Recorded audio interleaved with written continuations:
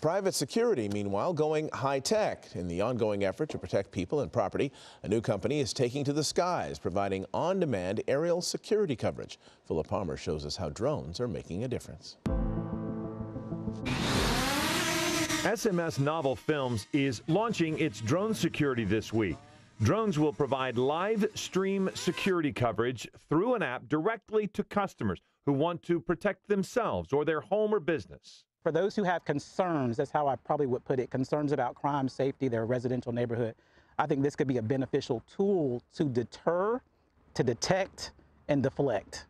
SMS Novel Films was motivated to enter the private security field by the murder rate in Memphis, Tennessee, which set a record in 2021 and is on pace to break that record this year. Available in 25 cities, this drone security can be booked with as little notice as an hour to provide targeted coverage using live operators who are trained to respond to suspicious activity. Well, let's use what we have to be able to monitor hotbed areas that have a higher crime rate, to be able to have that footage, give that footage to police or authorities, but also to be able to notify residents, because these drones are live streamed. So a resident can click on the link and they can see what's going on during those drone hours.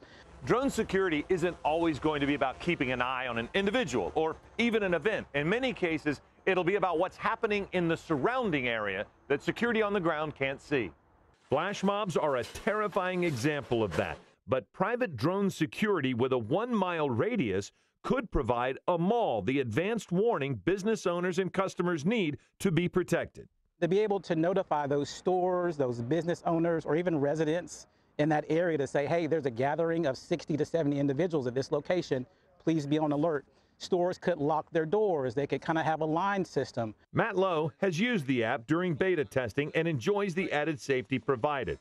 And as drone security becomes more common, he thinks it could be a way to stop crime before it happens. It's an eagle-eye view of what's going on. It's more evidence in case something happens to you or somebody else.